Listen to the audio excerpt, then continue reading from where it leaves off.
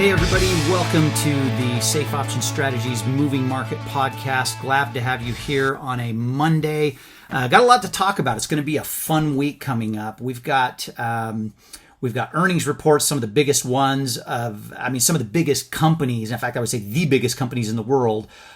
All report this week. Microsoft, Apple, Amazon, Meta, Google. These are the tech giants, the absolute behemoths of the tech world are all reporting earnings this week. That alone is going to make it a fun week. Add to that a Fed meeting and a Fed rate announcement on Wednesday around noon Eastern time. And don't forget, you've got the jobs report. The January jobs report is going to be released on Friday morning. All of these things individually can be big market movers. Collectively, if they're all kind of telling us the same story, good or bad, you could see a real boost to the leg up that we're already having and the rally that we're already having. You could see a major turnaround and a major sell-off if all of these things collectively were painting a picture that takes things the other way. So I'm glad you tuned in. Enjoy today's podcast, and hopefully you'll come back and see us tomorrow as well.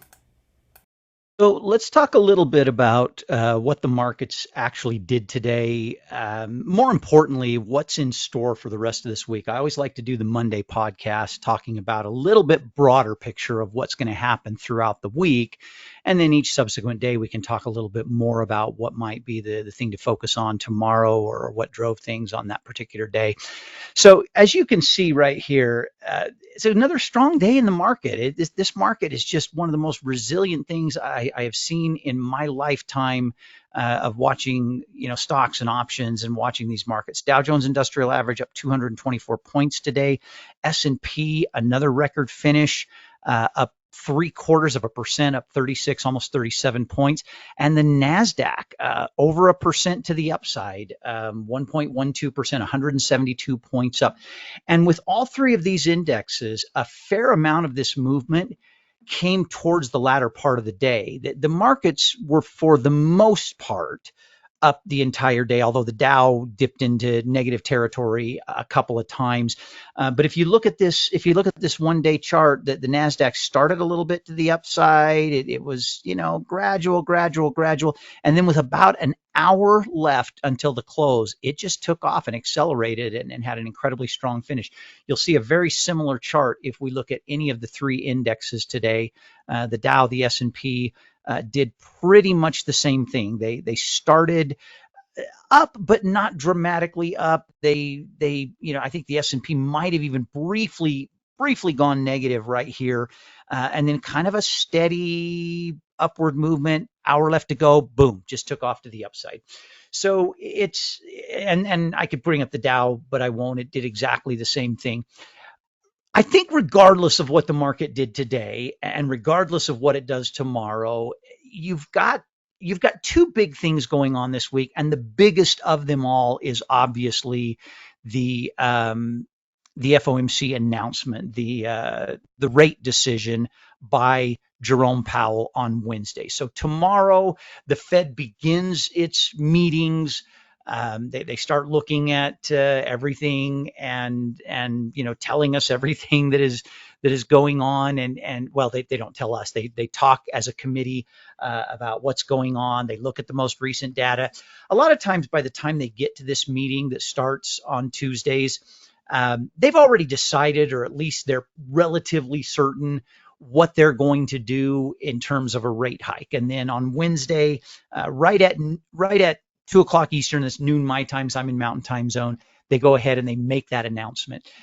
It is generally accepted right now. In fact, it's a pretty strong bet, 96.9%, that this 525 to 550 rate will remain the same. That's basically what this means, is that 96.9% chance that stays the same. I'm not on the opposite side. I'm not a part of this 3.1%. There have been a few times in the past couple of years where I've been in that group that's been kind of contrary to what the biggest expectation is of what the stock market is, or what the Fed is going to do and how it's going to affect the stock market. I'm firmly in the camp that they're going to leave rates the way they are. What's going to happen on Wednesday that is going to determine whether the markets move to the upside or whether they move to the downside or maybe stay flat is Jerome Powell's comments on the number and how soon they may have rate cuts this year.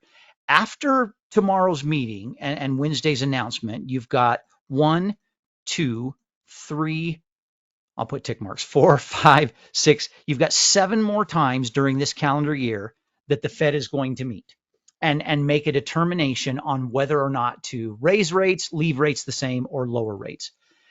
As early as last month and the month before, there were a lot of people predicting 6 rate cuts in the 2024 year. So to put that in perspective of the Fed's calendar, if they don't cut rates tomorrow, which most people think that they will not, and if they don't cut rates in March, I am of the opinion they will not. I'm in this camp that they will not cut rates in the month of March. That means May, June, July, September, November, and December will all have to have a rate cut. I'm telling you, folks, the only reason that would be the case is if we're in recession. So you've got to be careful. This is one of those, you can't have your cake and eat it too. You can't have this wonderful scenario of 6 rate cuts on the year and at the same time not have the economy go into a recession. Now, recent GDP numbers last quarter and this most recent quarter have suggested that we're not going into recession yet. That could still change. I mean, now you only have, you still have, remember that the most recent numbers were for the last quarter of last year. So you've got 4 quarters this year, but by the time all these rate hikes are over with, rate decisions, by the time all these rate decisions are over, the only way we're in a recession is if 2 of the next 3 are negative, and it would have to be 2 consecutive ones. Because by the time we get to the 4th quarter of this year, we won't know those numbers until sometime in January of next year. So really, it would have to be the next 2 quarters that are negative GDP. And then by the time you get there, you only have 3 more times that the Fed could lower rates or cut rates. So I think more people are putting out of their mind this notion of 6 rate cuts this year. But a lot of people are still thinking 2 or 3 or more. And then the question becomes, do they start them in March? Well, as of right now today, it's kind of split. You have over half of the people that are polled and surveyed think that they won't cut them in March. And you've got just short of half that think they will, with a very small outlier number that think they'll cut it 50 basis points instead of 25 basis points. Get into the month of May, and those numbers switch up a little bit. You've got the largest percentage of people think that rates will go down. Now, this is a little bit tricky when you start predicting this, because these numbers could change dramatically if there's not a rate cut in March. Then you could have a much higher percentage of people thinking a rate cut, because this 500 to 525 rate would be a maintaining of rates if there is a rate cut in March when we get to May. I hope that makes sense. In other words, right now, this is predicting that rates will be down from where they're at today, but not necessarily down from where they're at after the March decision, because the March decision could take us down here. So when you go farther out than just the next Fed meeting, it becomes much more difficult to predict. But now you've got, well over 85% thinking that we'll be, down even farther in June. Now we're getting out to times, July, you're getting out to times where it's not even, no point in even speculating. So it's going to be interesting. But Jerome Powell's comments Wednesday, Jerome Powell's comments on Wednesday, he's going to be asked 2 really, really important questions. Now, the reporters that are there that want to impress you with their intelligence are going to ask questions that nobody understands, that the average person is going to scratch their head and say, what the heck was that all about? They're going to ask questions about, if this happens in the economy and this, what'll that do to these rates, and what'll that do to this and this, and it's meaningless. It's absolute fodder. It's pointless, and it's pretentious and condescending when they even ask those questions. The important questions that Jerome Powell is going to be asked are, how soon do you think we might get rate cuts? And we'll see how ambiguous he stays on that. And the other question will be, how many rate cuts do you think are possible before the end of this year? Now, if Jerome Powell does the non-political smart thing, he is going to say, this is data driven. We're not ready to make that decision. And there's no way for us to know how soon we might start cutting rates. And if he's nonpartisan, and if he's ambiguous, and if he's smart, he will say there's no way right now to determine how many rate cuts might happen this year. The most direction I would prefer he gives us is we will probably get some rate cuts before the end of this year. If he elaborates beyond that and is more specific than that, then he's every bit the fool I thought he was back in 2021 when he kept repeating the term transitory inflation. Looking back, Jerome Powell looks like an ass for saying that. And that's just the most simple way. I'm not saying that to be mean. That is the most simple way to say it. He looks like a shill for the new administration. He looks like he was auditioning to keep his job because he was repeating a political talking point that was absolute BS and nonsense, and everyone knew that it was BS and nonsense, including Jerome Powell. And at that point in time, I had no confidence in the man. I wasn't questioning his intelligence. I was questioning his smarts, his street smarts, his ability to do the right thing versus, his IQ. I'm not calling that into question. I don't know what the man's IQ is. He probably understands some of the numbers a lot better than I do. And he's had more experience doing what he's doing than obviously I have, because I've never done what he does. But it made him look like a fool. It made him look like a political shill when he kept repeating through 2021 that we are having transitory inflation. From the time he began raising interest rates, and it's not just him, it's the whole FOMC committee.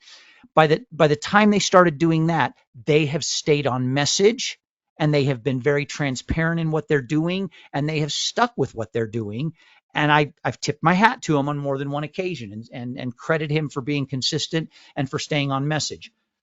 But I think he's walking an extremely thin line right now, extremely small tightrope right now in what his comments are on Wednesday. It's going to be very interesting to see what happens. If he oversteps and says that we're probably going to get a rate cut in March or May, the markets are going to shoot to the upside. If he says we're probably looking at a minimum of 3 cuts this year, maybe more, markets are going to shoot off to the upside.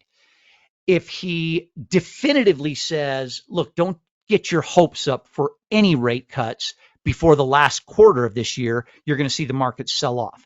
If he says the likelihood of anything more than 1 or 2 rate cuts this year is slim to none, you're going to see the markets sell off. He has a chance to do what, in my opinion, would be the right thing, and to stay so ambiguous that no one has any idea what's going to happen. And then the markets will be driven this week by earnings. And that is until we get to the end of the week, when we get the employment numbers. Now, I want you to remember one thing as it relates to these employment numbers.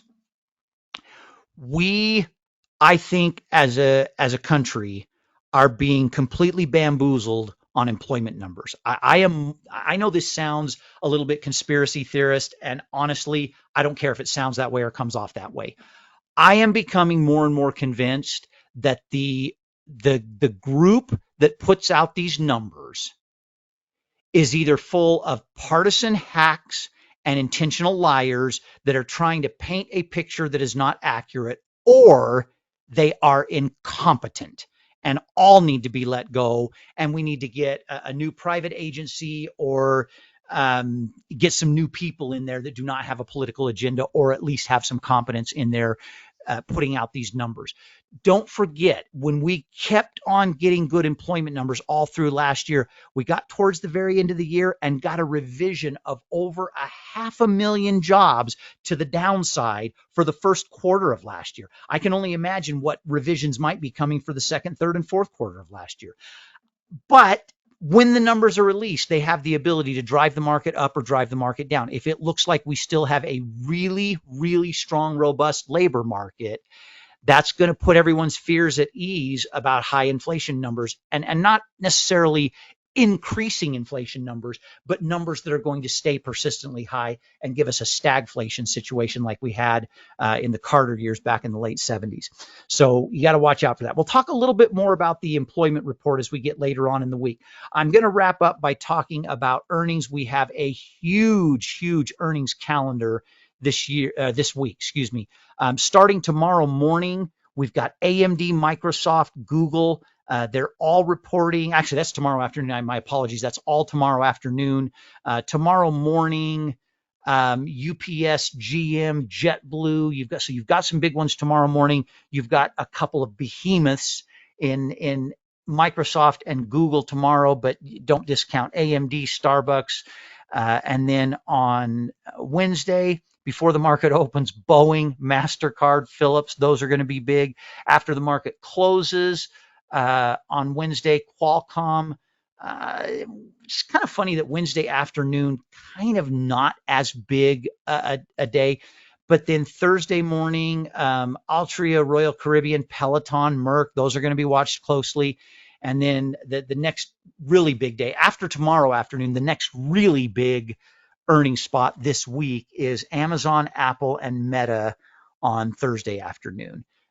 Any one of these companies by itself can drive the markets dramatically in one direction or another. If you get a combination, say, for example, of all, let's say hypothetically, I had to mute my microphone for a second and sneeze. Sorry about that. Let's say hypothetically, you got all three of these that crushed it on earnings and offered good guidance statement. There will be nothing to keep the NASDAQ from being on an absolute tear when it opens on Friday morning. But if you had, let's say hypothetically, Amazon hits a home run, Apple strikes out, and Meta hits a bloop single or a fielder's choice. If you don't know baseball, then those now, let's say Meta's kind of neutral. If you had a scenario like that, then the markets are going to move on Friday more on the jobs report and on what Powell said on Wednesday than on these earnings reports. So going to be a fun week. There's going to be lots to talk about each and every day as we do this podcast. I hope everybody has a great week. I'm going to wrap up right there. As always, thank you again for joining us on the Moving Markets Podcast, the Safe Option Strategies Daily Market Update. As always, I hope the information was entertaining. I hope it was enjoyable. I hope it was beneficial. I hope it helps you make some good decisions on what to do with your portfolio, how to position yourselves, and how to protect yourselves for whatever the market may throw at you. Don't forget to check us out at sostrades.com. Take a look at what our membership packages involve. Our membership enjoys the benefits of some phenomenal trades. We sent out a brand new trade this afternoon for all of our members to open up tomorrow morning. I'm telling you, you want in on these trades, if nothing else, but there's also some fantastic education, some other really good things that are part of being a member of Safe Option Strategy. So make sure you check us out. If nothing else, subscribe to our YouTube channel. If you're watching this through some other means, give us a like or give us a comment or subscribe through some other method. And as always, we appreciate you tuning in and hope you'll be back tomorrow. Thanks. Bye-bye.